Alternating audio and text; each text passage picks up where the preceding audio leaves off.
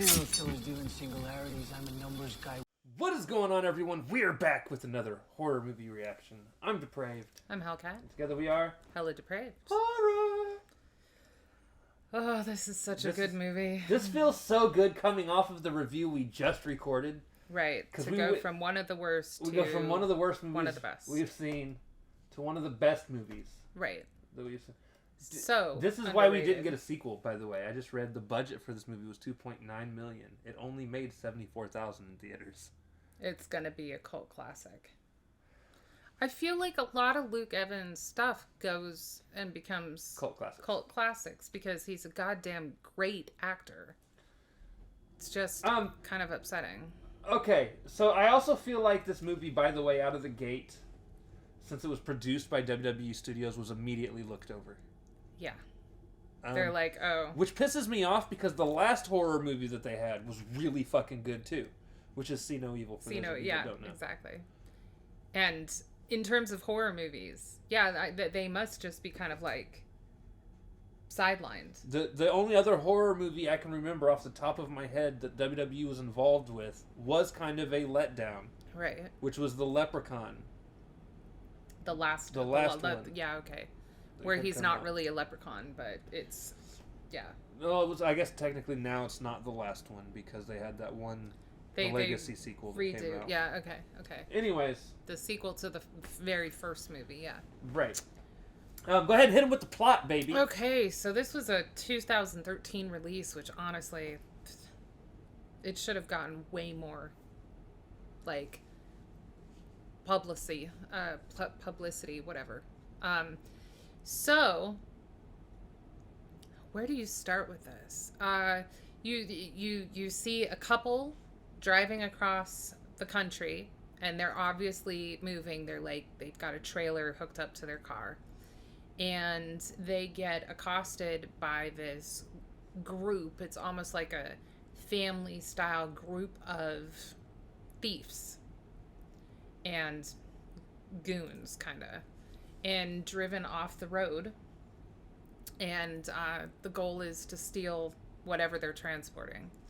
And they're taken to a separate location so that some of the goons can grill them about, PIN numbers and stuff like that. And their car and belongings are taken back to the family house, where they find a surprise. When they pop the trunk, they find a hidden compartment with a young girl stashed. And I'm talking college, not 12. College age girl. She ends up being like a senator or mayor's daughter. I can't remember. Oh, she's the heiress to Fortune. It's a company, Fortune, and has been missing for almost a year at that point. She was having a party, and like 20 of her college buddies were slaughtered, and she was missing. And they think that it's some sort of either mass killer or spree killer, maybe a serial killer. Turns out it's a serial killer, although he prefers to say that he's a numbers guy. So he's just a total psychopath. But in retribution for them disturbing his happy moving trip, the serial killer basically breaks free of where they're holding him to get all of his PIN numbers, but also in the process loses the chick he is with. Yeah, they end up, well, she ends up killing herself, basically. Right. But he goes after the whole family, and regardless of how many warnings the girl that was in the trunk tries to give she's like, you're all gonna die. We should just run. Way more badass than they really are. Yeah. And it's just amazing. I mean, like, that is the plot point. It may not sound like much, but honestly, a lot of horror movies don't run on, like, a really involved plot. Feels much more involved when you watch it. Well, and there's so much more that goes on in it, too, that, like, you really have to dive deep into.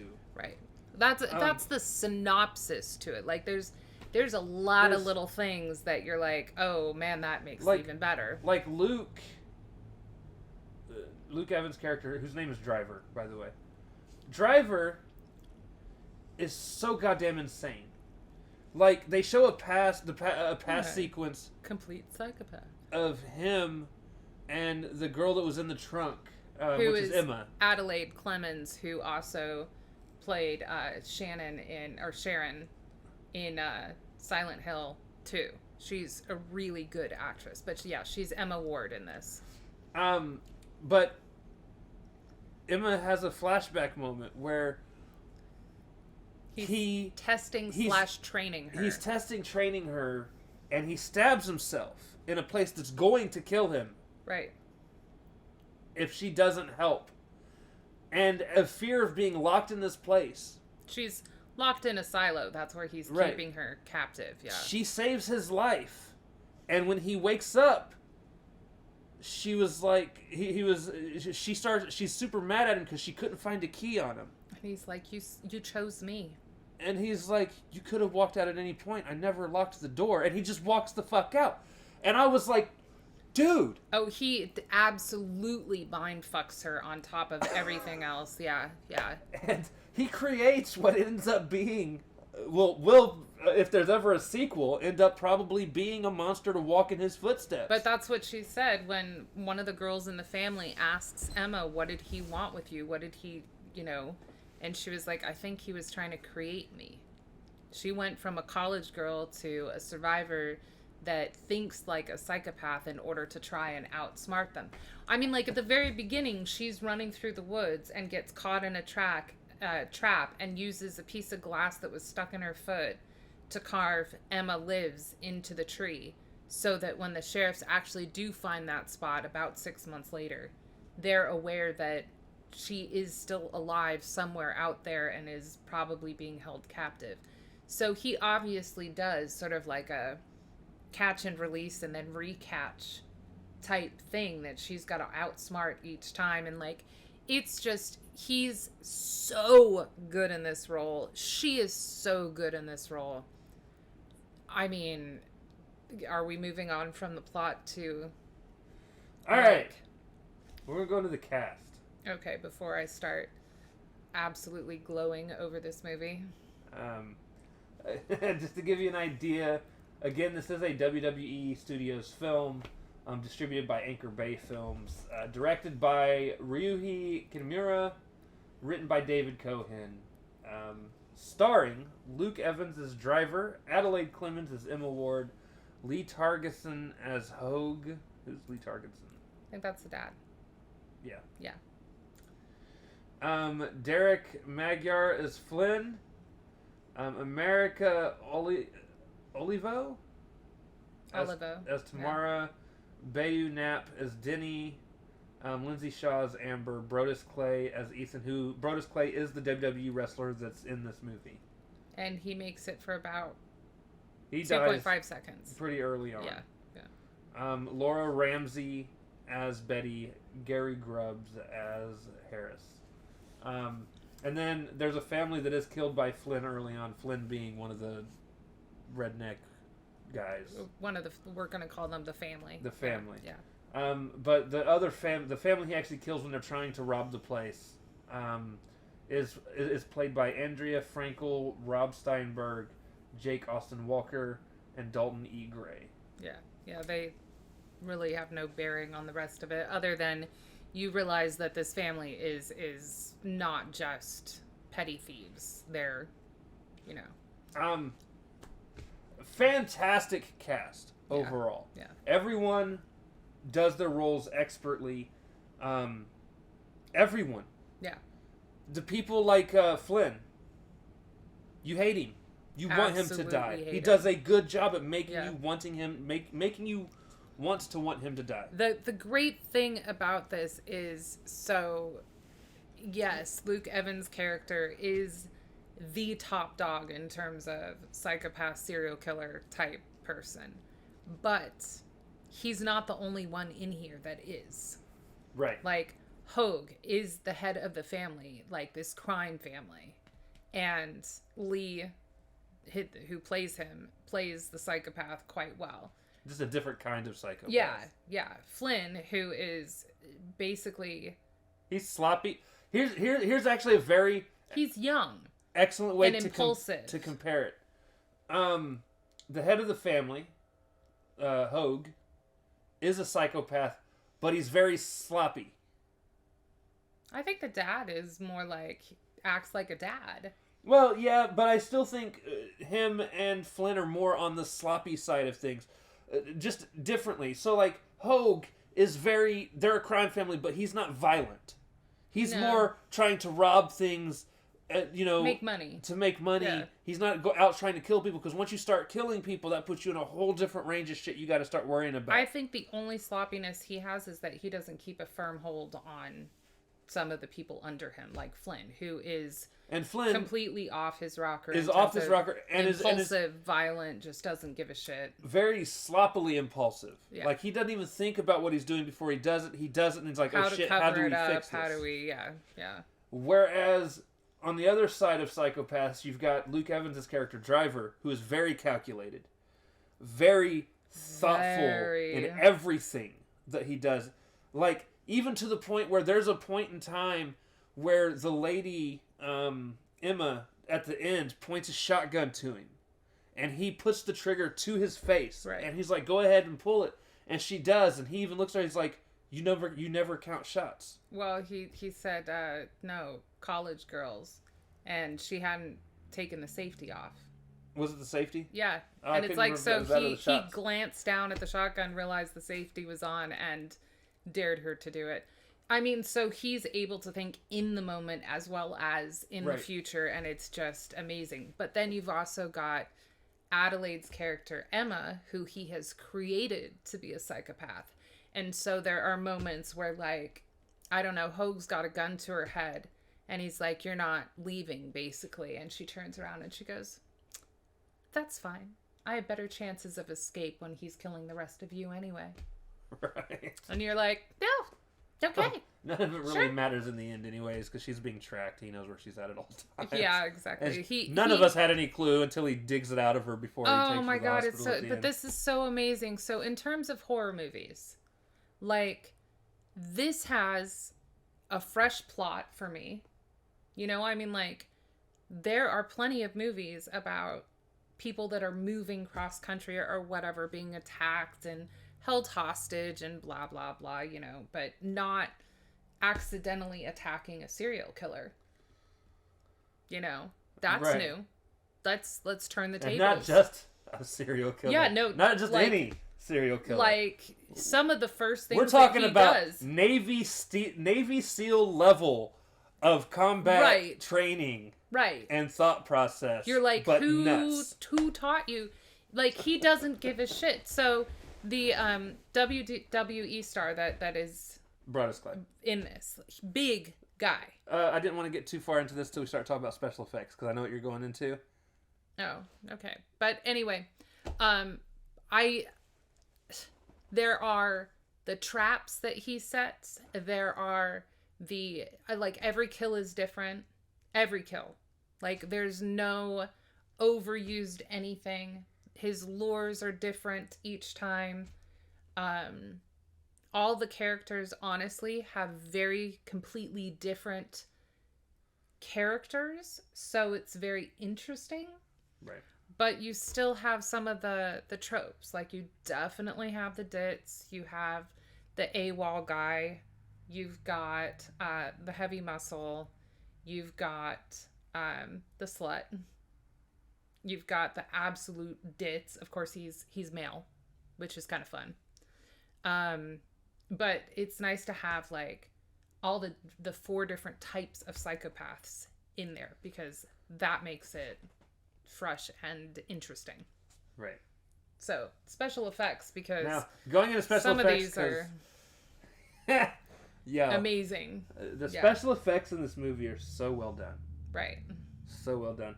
And if you want to go ahead and tell the Brodus Clay story, because I won't take that from you. So, this is towards the very beginning. This is right after Luke Evans and his girl have been kidnapped.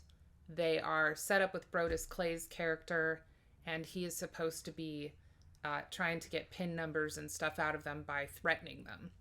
And he decides that he is going to threaten Betty, which is his gal.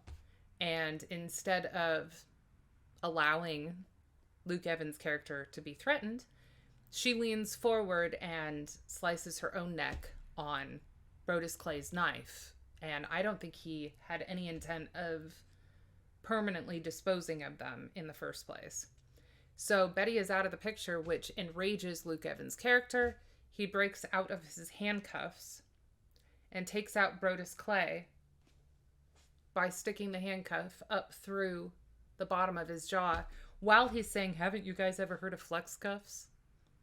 And then when part of the family come to see what is taking Brodus so long and why he's out of contact, they find his dead body and they transport it back to the farm because all they see is Brodus Clay's dead body and they see Betty's dead body. They do not see the male.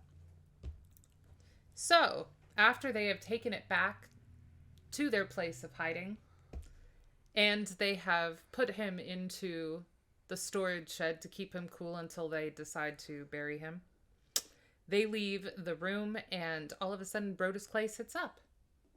And you're like, well, are we doing a zombie movie?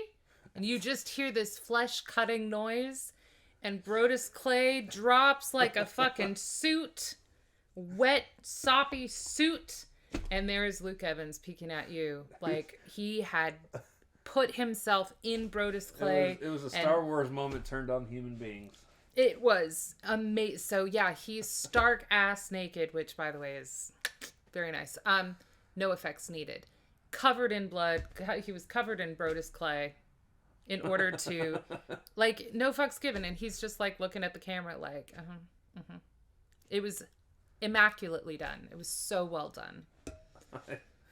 And that's when you're like, oh, this movie's about to rock. This is good. And so, and that's just a part of the effects. You get to watch somebody be completely tossed into what is basically a meat grinder while Wood they're chipper alive, type thing. Yeah. Which is absolutely ridiculous. It's fun. People being gunned down, shotgunned. Oh, he has traps where they step if- on like a board and like arrows hit them, which is, by the way, fun. So people are going to be like, well, if he showed up naked wearing Brodus Clay, how does he have all of his, like, how does he have all this weaponry? Well, keep in mind that they stole his car and the trailer that it was pulling, and The trailer is his basic human workshop. They haven't been able to get into the trailer because it requires a passcode. So he's wearing blood, just blood, and he enters the code, and yeah, it's his mobile serial killer workshop. Right. Yeah. So much fun. So much fun. And here's the thing. This movie got shit on. We're talking 30s and 40s on Rotten Tomato. I don't understand whatsoever. As a matter of fact, if I look it up, No One Lives, Rotten Tomatoes. If we go into No One Lives, it has a 48% But there's only 40 reviews. of 40 people reviewing. 2,500 plus reviews from an audience, and it got a 42%. That's too bad. But again, I never pay attention to any of that shit. And this is why we tell you guys to watch movies for yourselves. Yeah. Regardless of how good or how bad we think something is. Right. Always watch it for yourself. I mean, if you're a horror fan, you're probably going to anyways. Most of us are willing to watch every horror movie ever made at least once. Yeah. At least once. So the thing about this is that he is, there's some humor in it while keeping it nice and terrifying and serious. It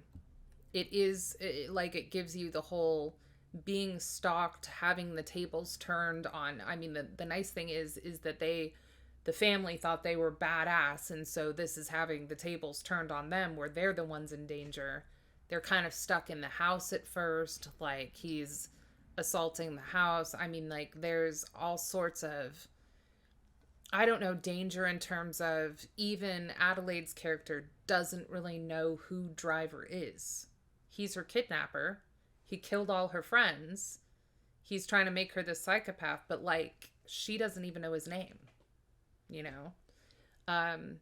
And I love the way that this ends.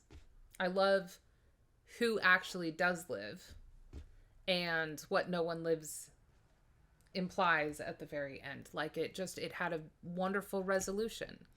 And it would make a fantastic like sequel if we got Adelaide and Luke Evans back.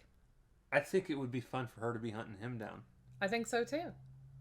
Would be a I pretty think interesting like story. she needs to go and get revenge for all of this stuff. Like I think that would be an excellent, because again, I really like how this is a tables turned kind of horror movie. So turn the tables again, make his longtime victim, she learned all her lessons. She goes off and gets training on guns and stuff like that, which obviously he didn't give her too much. And then she hunts him down. I think that would be superb. It would also make sense why there's so many years between the movie that came out and a new movie, because she had to go and get training on weaponry or something like that. Like, Right. anyway, go watch this. Just go watch it. Seriously. It's pretty much always on one of the free sites. I think it's currently on Vudu for free. Yeah, I we think own it that's on Vudu at this point, but I'm yeah. pretty sure it's on Vudu for free.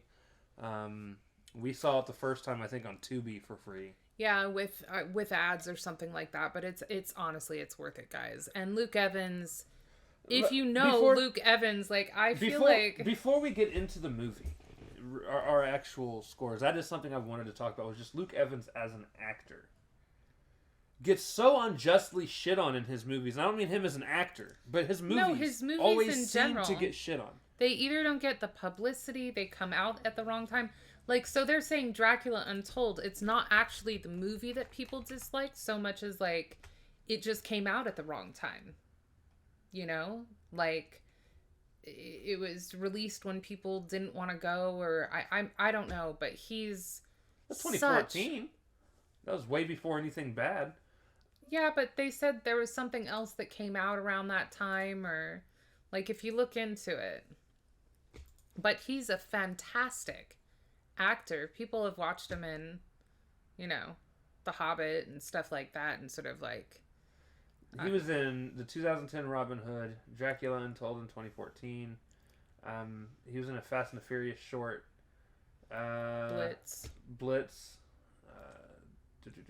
The Fate of the Furious. So he was in a couple of the Furious movies. Clash of the Titans. Oh, I love... The Raven was damn good, too. The Raven's an amazing movie, by Yeah. the way. Definitely check that out if you haven't already. He was in the Hobbit movies. Didn't the Raven also have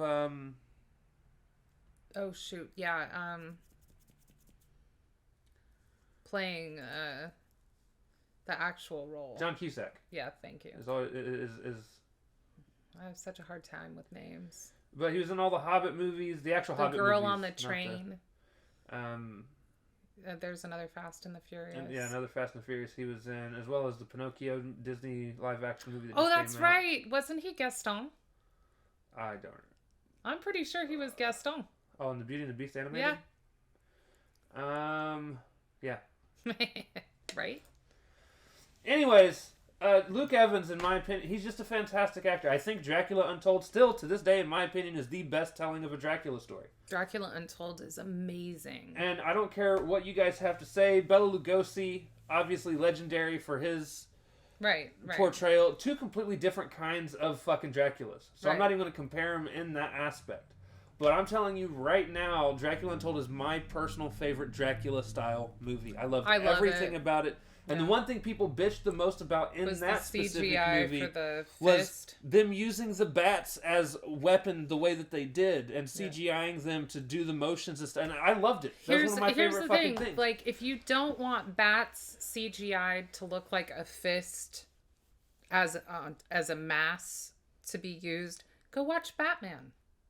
Like, I mean, that's the thing, is there's two different ways of using bats. Like, his character could control bats, whereas Batman just, like, uses the sonic to get them to gather. I mean, anyway, also go listen to Luke Evans' new musical release. He released a CD. He's a fantastic singer. I just, he needs more. He was in the Three Musketeers? The newer one, right? Oh, we gotta watch that. I didn't even know that was a fucking thing. He's Artemis. Haha. That's great. That's great. Yeah, no, that's definitely going to be a. Anyway, he's fantastic. Go watch. Go watch all of his stuff because again, He's a great actor. it's very unfair that all the films he seems to be in, other than The Hobbit, because obviously production company and broadcasting and shit like that, seem to get shit on. Right. Yeah. Who was he in The Hobbit? He's one of the Ah, dwarves. Girion. He's Bard. Benedict Cumberbatch is Smaug? I'm Yeah, sorry. Yeah, he's the dragon. He voices the dragon. That's interesting. Anyways, Anyway. with that, go ahead and give us your judgment. What is your judgment? Oh god, this has everything that I want in a horror movie, including being psychologically thrilling and having twists and turns. I'm gonna give this.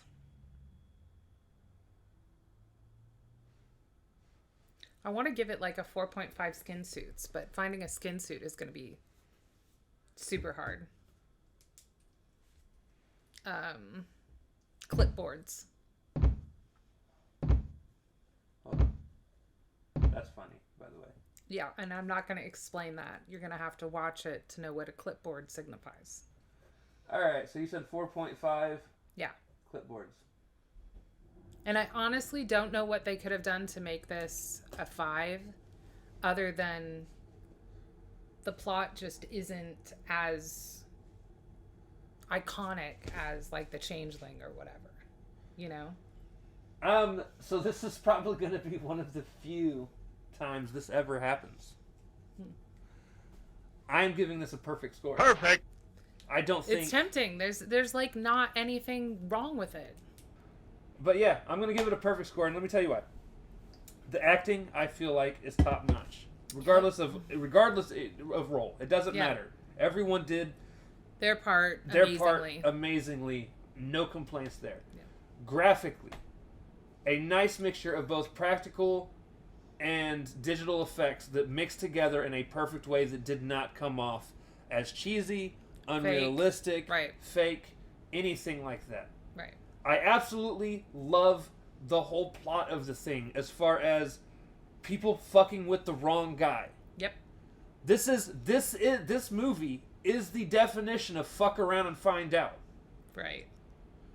Like, and why it's a group of people that think they're badasses and are in their own right in their town, in their small little town, right? But they fucked with the wrong passer through. I love it when Flynn's character goes, "You wouldn't know. You don't think like a psychopath. I know how psychopaths think." And she just looks at him like... And he fucks them up. Kills everybody. No one lives. And my favorite moment of the entire movie, it has the right amount of humor. My favorite moment, and you guys are going to be like, really? Is at towards the very end, he's standing there with everybody laid out, and the guy comes out of the hotel and sees him with a shotgun pointing to one of the guys on the ground. This is the receptionist owner. Yeah. Like the receptionist owner did, and he looks at the receptionist, he's like, "I think this guy stole my wallet. Thief, get back here." Bang! Yep. And then he kills the hotel manager. He's like, the downside of learning my name is... And then he kills the hotel. Yeah. My favorite part is when he has lured the head of the family out and now has him strung up in his own silo and over the wood chopper, and he's grilling him how many people are in their family, are in the house, so on and so forth. And he's like, "All right, you've served your purpose. Any last words?" And the dad goes, "Wait." And Luke Evans goes, "Succinct. Not very creative. You know, like, gets your meaning across. All right." And then drops him. Doesn't even, like, it's just, like, there's... He's sadistic, and it's amazing. But there's not so much. It's not like how Freddy ended up after Dream Warriors, or it's not campy or anything. It's just he is so sadistic that it comes across as funny. And it's just so well done. And it has one of my favorite things in horror movies. There's no real good guy. There's no real bad guy. Right. Because you find yourself wanting to root for Luke, but then you think about it and you're like, well, but he's you're the worst of the kidnapping worst. people. Yeah, he's the worst of the... Well, and it's not just kidnapping people. And then torturing them, basically. He killed the rest of her college friends at the party. Right. Like, so he mass murdered. The girl that ends up dying at the very beginning also had a tracker in her, so she was another of his victims that ended up staying with him. I mean, like... And it's like, so you can't find yourself really rooting for anybody, but you are. Not a good person, per se. Right. There is no good in this. And regardless of how it would have turned out, outside of literally everybody dying, Right. I would have been okay with it. there was no way to end this and give it a good ending. And what I mean I by think good, right. your classic, the hero survives. The hero wins. I mean, you want Emma's character to survive, honestly. But I want her to survive so that there's a sequel so that she goes hunting him. Right. And at the end of the day, I feel like the right choice was made Yeah. in that everyone except for Luke's character and And Emma her dies. Yeah. Yeah. Which means that she and Luke's character are both starting over fresh. And he even basically. meets her at the hospital and basically says hi as she goes in. And He touches her arm. on his way out. Yep. And It's and it has the perfect ending music. And okay, you know what? I'm giving this a perfect score. are you changing it? Yeah. Okay. By the way, I've also like binge watched this multiple times since finding it last summer. He was at work when I first found this, and I sent him a message saying that he had to watch it. He came home that night, and I think we watched it that night, which meant I watched it 2 times in one day.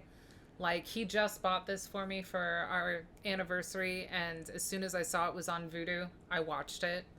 Like, it is that good. I said, hey, I bought you a couple things. You're like, what'd you get? And I said, You're gonna have to look. Go look at Voodoo. And I came Yeah. home, and that's what she was in the middle of watching. But also, you ended up watching it 2 times in one weekend because we watched it, and then when Ralph came over that Made him watch weekend, it. you're like, dude, you have to watch this. So again, you're getting rave reviews for this. I will never understand how anyone could think anything bad of this movie outside of people that just want a feel-good ending and they're just not going to get it. Well, And those are my favorite. You know what my favorite endings in movies are? realistic. I love the endings of movies like No One Lives, Right. House of a Thousand Corpses. I honestly like the second Silent Hill too, where like the dad stays to search for the mom, and like, you know, like it's not, nothing's great. It just is. It's realistic. I don't know. This is so damn good that it's just hard to think anybody that's actually watched it. Now, I was going to point out, we have mentioned he was the serial killer. We've mentioned that he's sadistic, blah, blah, blah. This is not a torture porn. Like, even when they're questioning everybody, blah, blah, blah, both sides separately, it's not hostile. He's it's not sitting around no. torturing people. He's talking to them. So anyway, if you're afraid of it being something like that, it's not. It's your It is standard very gory, slasher. though. It's a slasher. Yeah. Right. Yeah. I love it. It was so good. Perfect movie. Yeah. That's Yeah. our second perfect movie. So Changeling and this. Yeah, that sounds about right. Fog was almost there. Almost. Yeah. And so was Dressed to Kill. Was Yes. almost there. Both as of well. those were. So if you want a good film, watch one of those 4. Not Skinamarink. Yeah, don't watch Eat Ink. Skinamarink. Eat Ink. And with that being said, we love you guys, and we'll see you next time. Take care.